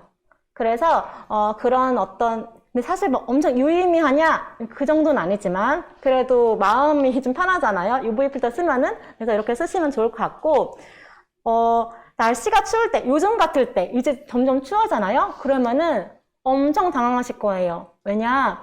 배터리가 엄청 빨리 방전돼요. 우리 예전에 아이폰 쓸 때 분명히 50%였는데 갑자기 막 10% 되고 이러잖아요. 추우면은. 근데 거의 그 정도 급이에요. 그래가지고 항상 배터리 여분을 챙겨가지고 가지고 다니시면 좋을 것 같아요. 특히 추울 때. 항상 이렇게 따뜻하게 항상 저는 막 입김 불어주고 그랬거든요. 갑자기 춥다고 안 지키니까 너무 놀래가지고. 근데 그런 경우 정말 많으실 거예요. 그래서 꼭 여분을 가지고 다니시면 좋을 것 같습니다. 자, 그 다음. 카메라를 보관하실 때에는 최대한 습도가 낮도록 목표를 0%로 그냥 생각하고 쓰시면 돼요. 왜냐, 우리 예전에 이런 말 많았잖아요. 필름 카메라 장롱 속에 있더라. 그쵸? 이런 말 많이 했는데 그럴 때 보통 보면은 이런 미러라든지 이런 셔터 이쪽에 곰팡이가 많이 껴져 있는 경우가 많아요. 렌즈도 그렇고 곰팡이가 좀 잘 껴요. 그래서 습도가 높으면 안 좋다. 낮을수록 쾌적하게 카메라를 사용하실 수 있다 말씀드리고 싶고, 그리고 주기적으로 셔터를 눌러주셔야 돼요. 그러니까 안 써도 주기적으로 이렇게 셔터를 누르셔야지 얘가 덜 고장나요. 얘는 먼지도 껴요 실제로. 그래서 이런 식으로 셔터를 눌러주시고 점검을 주기적으로 받아보시는 걸 추천을 합니다. 근데 습도 낮게 유지하는 거가 약간 현실적으로 안 와닿으시면은 요즘에 인터넷 보니까 다이소 박스 같은 거에다가 그 방습제 있잖아요. 이거 막 집어넣고 쓰시는 분들도 계셨는데 그 정도 하는 열정도 좋지만 사실은 결국 걔도 뚜껑 열면 다시 습도가 원상태가 되는 거라서 조금 무의미하다고 보고 하신다면 저는 이렇게 큰 비닐팩 같은 거 있죠. 비닐팩. 큰 거 있잖아요. 이케아에서 이만큼 큰 거 파는데 여기 넣고 방습제 넣은 다음에 쓰시면 좋을 것 같아요. 박스 말고 그냥 카메라마다 간편하게 쓰시면 좋을 것 같고, 아니면은 이제 이렇게 카메라 보관함 있죠? 그거 쓰는 것도 사실 추천을 하는데 이거는 뭐 초보자 분들이라서 약간 맞지는 않으실 것 같지만 그 보관함이 있으면 좋은 게 카메라랑 렌즈랑 그리고 뭐 디지털 기계들 있죠. 노트북 이런 것도 넣으면 좋아가지고 다용도로 쓸 수 있으니까 생각이 있으시다면은 사는 것도 추천하고, 산다면 최대한 큰 걸로 사시는 걸 추천을 합니다. 자, 그리고 필름 보관하는 방법. 필름을 여러분들이 잘 보관하셔야 돼요. 필름 굉장히 중요하거든요. 아무리 좋은 카메라로 열심히 찍어도 필름이 상태가 안 좋으면은 결과물이 그냥 꽝이죠. 그래서 어떻게 보관하면 좋냐? 온도가 낮을수록 좋습니다. 20도 이하로 보관하시면 좋아요. 근데 막 0도 이 정도는 아니고 최대한 좀 서늘하게 습도가 생기지 않도록 하시면서 보관하시면 좋은데, 그래서 보통은 막 냉장고에 보관하는 분들도 계시더라고요. 저는 사실 냉장고에는 안 넣었는데 왜냐면 습도에 대한 약간 두려움이 있어가지고 안 넣었는데 그냥 좀 서늘한 곳에다가 보관하셔도 충분히 괜찮다. 20도 이하이면 괜찮다 말씀드리고 싶습니다. 그리고 어두운 곳에 보관하기. 만약에 밝은 데 보관했다가 폭우처럼 이제 원치 않은 어떤 빛 얼룩 같은 게 생길 수도 있어요. 혹시 모르니까 되게 보수적으로 필름 사진을 촬영하셔야 돼요. 그래서 어두운 곳에 보관하기. 그리고 유통기한 내에 촬영해야 그 필름이 표현할 수 있는 최적의 이미지를 만들 수 있다라고 말씀드릴 수 있습니다. 제가 아까 유통기한 몇 년까지 괜찮다고 말씀드렸죠? 1, 2년 맞아요. 1, 2년. 그럼 만약에 2년 정도 지났다. 그럼 노출을 어떻게 해야 한다고 말씀드렸죠? 약간 밝게. 네, 약간 밝게. 자, 그 다음 이제 필름 사진을 조금 더 잘 찍을 수 있는 다양한 노하우에 대해서 말씀을 드릴 건데, 테크닉에 대한 건 아니에요. 초보자분들 대상이니까. 하지만 어떤 것들을 촬영하면 좋을지에 대한 이야기들이에요. 나에게 맞는 카메라 필름을 찾는 게 가장 중요하고, 플러스 그 구성으로 정말 오랫동안 촬영하셔야 돼요. 디카야 그냥 찍고 나서 확인하면 되지만 얘는 그렇지 않기 때문에 마치 이 카메라의 이 뷰파인더가 내 눈의 일부가 돼야 되거든요. 그 정도로 익숙해지셔야 돼요. 그래야 필름 사진을 잘 찍으실 수 있습니다. 저 같은 경우에는 얘를 이제 한창 쓸 때는 이만큼을 찍기 위해서 내가 어느 정도 갔을 때 바로 렌즈를 그러니까 보지 않아도 이 정도 돌렸을 때 나오겠구나라는 게 약간 예상이 될 정도로 몸에 익으면은 사진 촬영할 때 그 타이밍 포착이라든지 그 빠르기 뭐 조작 이런 것들이 빨라지기 때문에 훨씬 더 좋은 퀄리티 사진을 찍을 수가 있는 거죠. 실패를 많이 안 한다고도 볼 수가 있고. 자, 그리고 아까 말씀드린 것처럼 필름 사진은 감도가 굉장히 낮은 편이기 때문에 기본적으로 초보자분들은 풍부한 광량일 때 촬영하시는 것이 좋아요. 그래서 빛이 풍부한 시간대를 놓치지 않기. 그때 촬영하시는 것이 가장 초보분들에게 베스트입니다. 자, 그 다음은 이제 빛을 조금 더 여러분들이 중점적으로 담으셔야 돼요. 어떤 피사체를 담을 것인가 라고 했을 때 예쁜 사람, 멋있는 풍경, 그것보다 빛이라는 거에 더 집중하셔야 돼요. 그게 사진 실력을 정말 실질적으로 향상시킬 수 있는 방법이고요. 그럴 때 빛을 어떻게 담으면 좋을까? 제가 항상 수강생님한테 빛이 중요해요 라고 말씀드려도 이제 선천적으로 빛이 보이는 사람들에게는 괜찮지만 안 보이는 분들 많으시거든요. 빛을 어떻게 촬영한다는 거야? 이렇게 생각을 하시는데 그럴 때는 좀 이런 이 수업 내용을 들으면서 힌트를 얻으실 수 있을 것 같아요. 일단은 밝은 하이라이트의 어떤 면 형태라든지 이런 것들을 빛이라고 우리가 생각하고 담을 수가 있겠죠. 정말 별거 아닌 거지만 빛의 저 하이라이트 때문에 이 사진이 강약이 생기죠. 살죠. 자, 그 다음은 빛에 대한 패턴이에요. 형태 하나가 아니라 이런 패턴감. 또 우리 일상생활에서 정말 많이 존재하죠.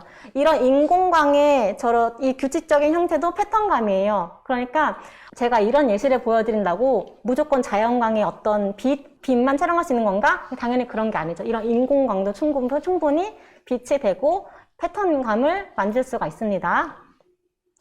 자, 그 다음은 빛의 표현은 반사 혹은 반영이에요. 이것도 여러분들이 큰 기교 없이 사진을 조금 더 완성도를 높일 수 있는 방법인데 우리 이거는 이제 반사가 되는 바닥을 같이 촬영을 하셨지만 수면 위가 될 수도 있고 거울이 될 수도 있고 정말 다양하게 반영과 반사를 표현할 수가 있어요. 뭐 하물며 이 눈에 보이는 것도 반사거든요. 이런 빛의 반사, 본인이 반사가 될 수도 있고 그러니까 편견을 버리시고 세상을 바라볼 때 제가 초보자분들에게 추천하는 방법인데 세상을 바라볼 때 이거는 물이야 라고 그냥 보시면은 사실 별거 아니잖아요. 지나갈 수 있지만 이런 동그란 검은 형태가 규칙적으로 있네. 아니면은 이런 네모난 검은 형태가 규칙적으로 있네 라고 어떤 것으로 파악하지 말고 그냥 그거 자체에 어떤 보여지는 시각적인 그 형태를 인식하시는 게 좋아요. 되게 순수하게 세상을 바라보시는 게 좋거든요. 이런 과정이 있으면은 조금 더 편견 없이 사진을 다채롭게 촬영하실 수 있게 될 거예요. 그리고 이런 거는 봐야지 하지 않으면 안 보일 수 있어요. 저런 게 보였나 싶을 경우도 있거든요. 근데 이런 거를 좀 일부러 보려고 많이 노력하시면 좋을 것 같습니다. 자, 그 다음은 필름 사진의 어떤 감성적인 느낌을 또 잘 표현하기 위한 것 중에 하나가 바로 이런 역광 사진 촬영이에요. 쏟아지는 빛을 직광을 담는 거. 그럴 때 이제 이런 플레어랑 포그의 현상이 이제 필름 특유의 감성적인 이미지와 잘 어울리죠. 그래서 이런 상황이 보인다면 놓치지 않으시면 좋겠고 촬영하실 때에도 최대한 이런 빛이 렌즈 속에 들어올 수 있도록 혹은 최대한 그 프레임이랑 가까이 있도록 촬영하시면 돼요. 어렵지 않습니다. 만약에 대낮에 제가 만약에 이렇게 인물이 이렇게 있어요.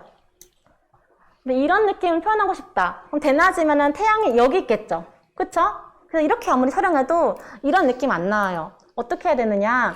이런 식으로 촬영을 해야 되는 거죠. 최대한 인물과 이런 라이트가 잘 같이 나오도록 그러면 이제 너무 인물을 아래에서 위로 찍으니까 이쁘지 않을 수 있죠. 그래서 보통 사진을 촬영하는 사람들이 대낮보다는 이런 역광의 이런 느낌을 표현하기 위해서 해가 뜨거나 질 때 많이 촬영을 하죠. 왜냐면 그때는 해가 약간 기울어 있으니까 인물이랑 태양이 거의 일직선상에 있잖아요. 평행하고 있잖아요. 그래서 촬영할 때 훨씬 편하게 인물도 잘 나오게 이런 역광의 플레어나 이런 모습도 잘 촬영할 수 있는 거죠. 그리고 당연히 덤으로 컬러가 붉고 화사하게 보이니까 더 화려한 느낌을 잘 표현할 수 있는 거죠. 그래서 우리가 매직 아워라고 하잖아요. 마법 같은 시간대라고. 노을 지거나 해가 뜰 때. 자, 그 다음에는 빛이 강약도 존재하지만 컬러도 존재하죠. 그래서 컬러감을 우리가 바라보면서 촬영하시면 좋을 것 같아요. 지금 여기도 보시면은 이 형광등은 우리 눈엔 되게 하얘 보이죠. 근데 저기 창문 같은 경우에는 빛이 굉장히 그린 톤이 맴돌고 있어요. 느껴지시나요? 저기 블라인드 없는 곳 보면은 되게 초록 색깔의 코팅 때문에 빛이 초록색으로 보이고 있는데 저런 색감의 미묘한 차이를 여러분들이 보셔야 돼요.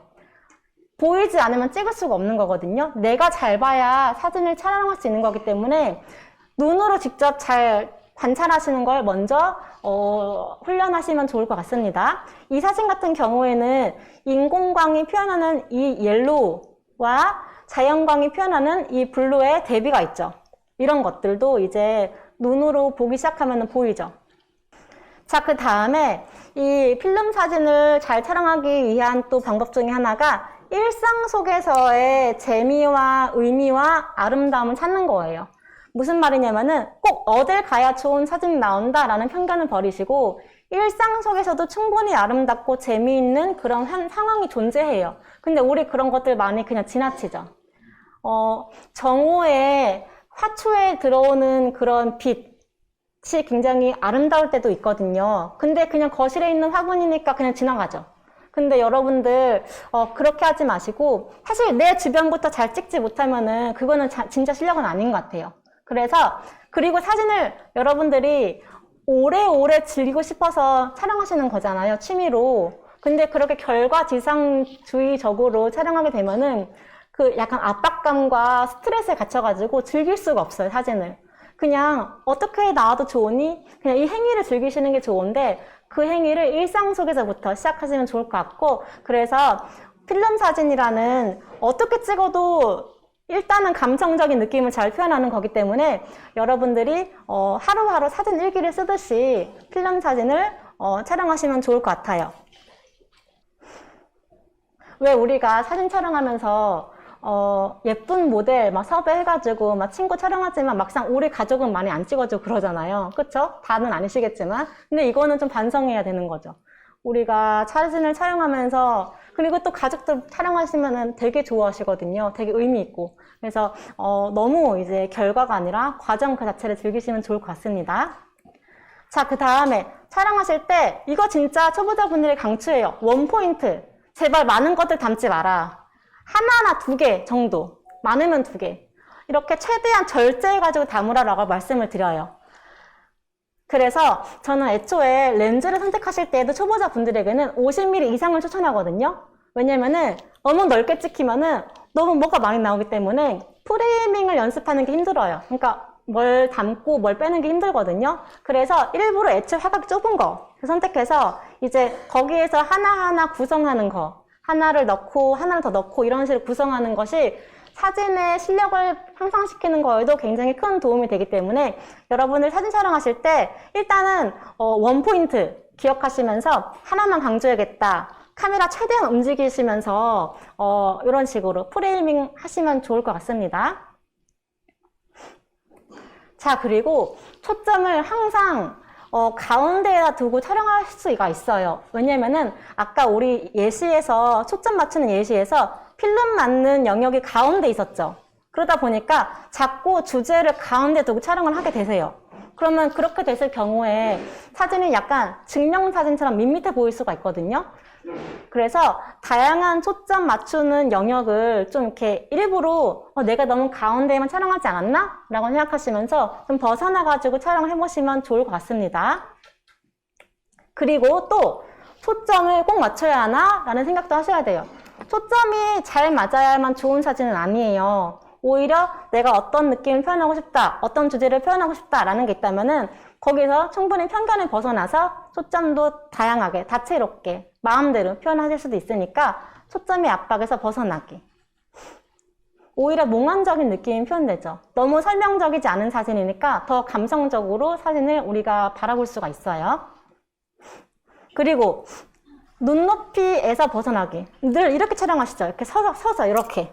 이게 아니라 쭈그려 보시고 어디 올라가 보시고 하면서 세상을 바라보는 관점 자체가 바뀌어야지만 내 사진이 달라질 수가 있어요. 누구나 바라보는 눈높이로 촬영하시면은 누구나 촬영하는 사진이 되는 거예요. 그러면 재미없겠죠. 누가 봐도 이 사진은 그냥 큰 특징은 없구나 이렇게 생각을 하시게 되는데 앵글만 바꿔도 허리 아래로만 내려도 정말 세상이 달라 보여요. 사실 저라는 사람을 눈높이로 보는 거, 바닥에서 보는 거 많이 다르겠죠. 그게 사진에서 똑같이 나타나는 거예요. 그래서 눈높이 앵글에서 벗어나기 또 추천을 합니다. 그리고 또 한 걸음 다가가기가 정말 중요한데 이거는 로버트 카파라는 전쟁 사진 작가가 얘기했던 명언 중에 하나예요. 당신의 사진이 부족하다고 느껴진다면 한 걸음 다가가라 라고 했는데 주제가 명확하게 표현되지 않은 확률이 높아요. 초보자분들의 사진은. 그래서 그걸 강조하기 위해서 우리가 막 아웃포커스도 얘기하고 프레이밍 되겠는데 그냥 주제를 좀 더 크게 표현하는 것도 방법일 수 있어요. 그래서 과감하게 한 발짝 다가가서 촬영하기로 한번 연습해 보시는 것도 좋을 것 같습니다. 자, 그리고 대비적인 요소들을 구성하는 건데 이게 무슨 말이냐면은 자, 첫 번째 사진 보시면은 지금 두 가지의 피사체가 공존하고 있죠.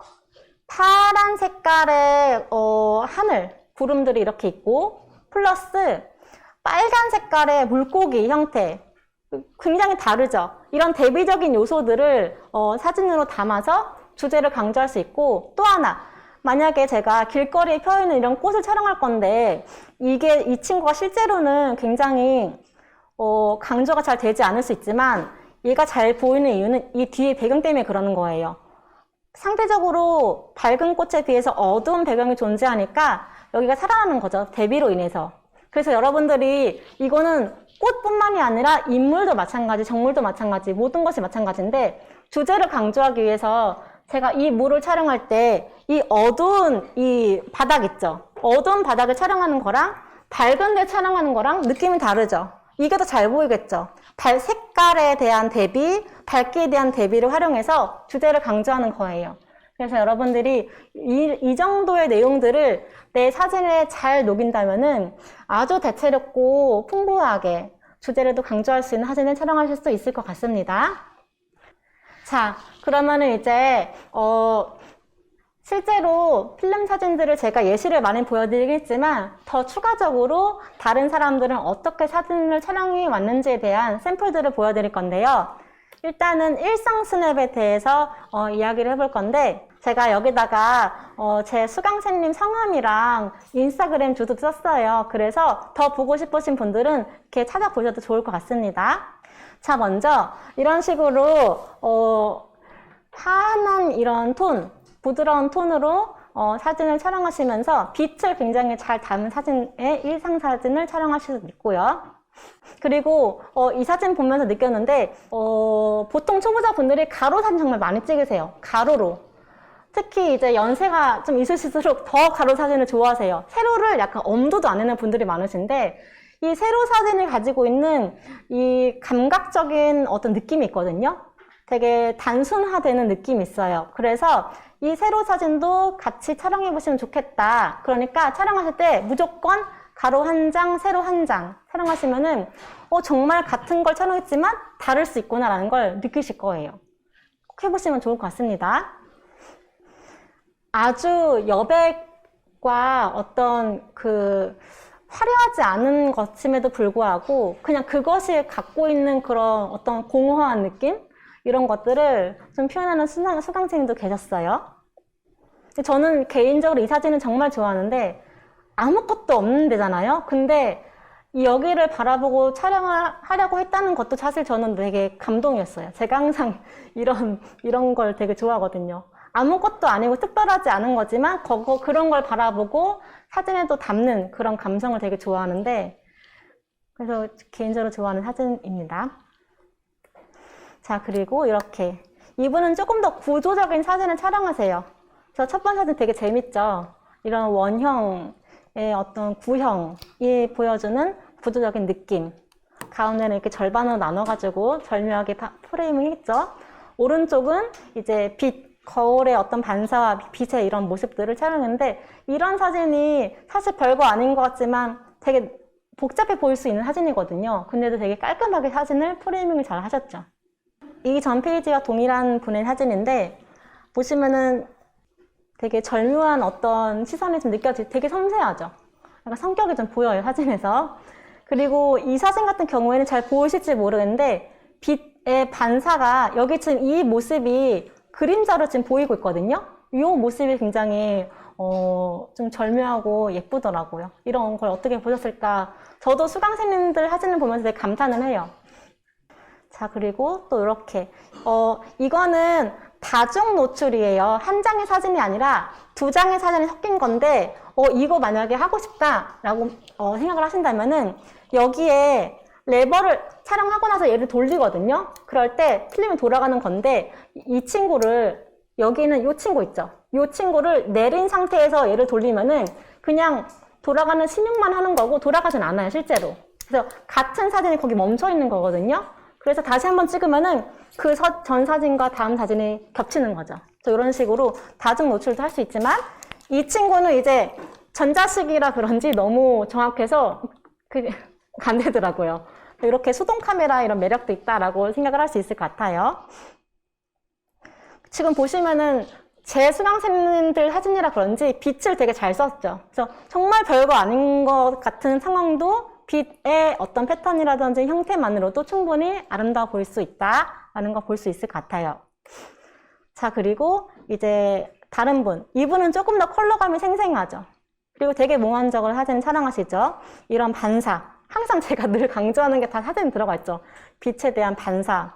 그리고 초점이 꼭 맞지 않아도 괜찮다. 흔들려도 괜찮다. 자유롭게 촬영하자. 이게 다 이 수강생들에게 반영이 되어 있는 것 같아요. 자, 그리고 이번에는 인물 촬영 샘플들을 좀 보여드릴 건데, 자, 먼저 임설이 수강생님의 사진이에요. 제 개인적으로 되게 좋아하는 사진이에요. 분위기 너무 좋죠. 이런 필름 사진이 표현하는 몽환적인 느낌을 이제 더 극대화시켜가지고 컨셉으로 촬영을 했죠. 초점이 맞지 않아도 괜찮다. 그리고 최대한 구성을 깔끔하게 표현하고자 하는 것만 정확하게 넣고 나머지는 빼가지고 깔끔하게 표현을 하자. 그리고 이제 같은 분의 사진인데, 이 하나의 장면임에도 우리가 이거 지금 촬영할 수 있는 거죠. 하나의 어떤 컨셉임에도 불구하고 어떤 곳들을 내가 면밀하게 관찰하느냐에 따라서 정말 다채롭게 표현할 수 있죠. 그리고 앵글이 정말 다양하죠. 완전 하이 앵글도 있고 눈높이도 있고 정말 다양하죠. 그래서 내 사진이 너무 똑같은 것 같다. 이거는 곧 슬럼프를 얘기하거든요. 너무 똑같은 것만 촬영하고 있고 발전도 없는 것 같고, 그럴 때에는 아까 말씀드린 이런 앵글에 대한 부분을 한번 생각해 보자. 늘 같은 앵글을 촬영하고 있지 않나, 이렇게 생각하시면 좋을 것 같습니다.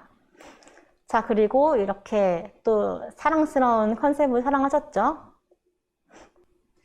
그러니까 보통 컨셉이 잡히거나 누군가를 사랑한다고 했을 때 필름을 선택하겠죠. 그러면 그 컨셉에 맞는 필름이 포트라 400 아니면은 뭐 맥스 400 뭐 이런 식으로 선택을 하시면, 촬영하시면은 더 이제 극대화되게 표현할 수 있는 거죠. 고정을 하시긴 할 거예요. 하지만 덜 해도 예쁠 수 있는 거죠, 필름 사진은. 그리고 이제 다른 분의 사진인데, 제가 되게 좋아하는 사진이에요. 특히 왼쪽 사진 너무 아름답죠.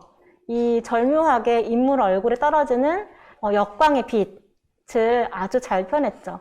인물의 얼굴이 밝지 않기 때문에 오히려 이 라인이 잘 표현됐죠. 이런 하이라이트의 라인이. 그리고 보시면은 그림자가 굉장히 길죠. 이거는 무엇을 말하느냐? 이미 해가 많이 져 있는 상태라는 거예요. 그래서 실제로 컬러 사진 같은 경우에는 약간 노랗게 표현됐겠지만 이거는 흑백 사진이기 때문에 컬러는 다 빠지죠. 오로지 밝고 어두움만 존재하기 때문에 오히려 이런 흑백 촬영을 하실 때는 밝고 어두움의 명암 차이를 잘 이해하며 촬영하시면 돼요. 컬러에 현혹되지 말고 밝기만 잘 보시면 됩니다. 그래서 이런 사진이 가능했던 것 같아요. 빛이 많이 내려와 있으니까 그림자도 길어지고 인물 얼굴에도 이런 식으로 이쁘게 빛이 들어오는 거죠. 그러니까 정오 12시가 아니라 뭐 해가 질 때쯤 뭐 4시, 5시 이럴 때 촬영을 하실 수 있는 거죠. 자, 그리고 이번에는 인공광으로 촬영한 모습.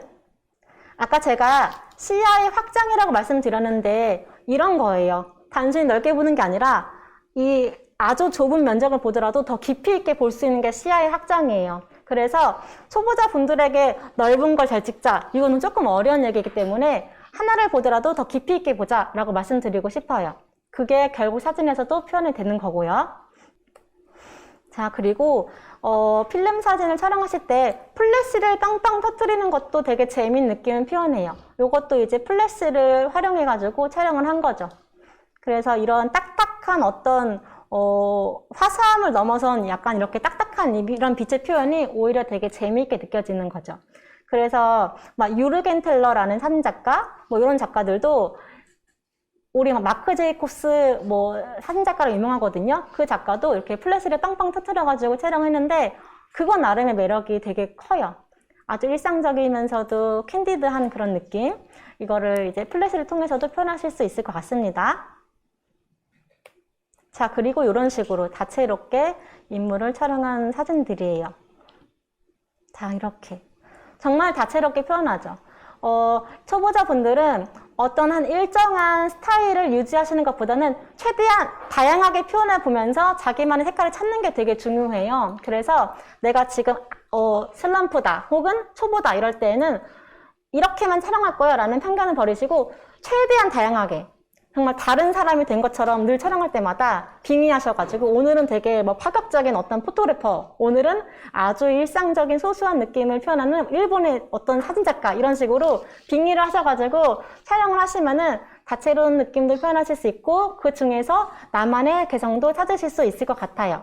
자, 그럼에 있어서 필름 사진이 갖고 있는 그런 감성적인 어떤 표현 효과를 잘 이용하셔가지고 앞으로 사진 촬영하실 때 많은 도움을 얻으셨으면 좋겠습니다. 오늘 수업은 여기까지로 하고요. 우리 질문 타임을 좀 가지고 진짜 마무리를 해 볼게요.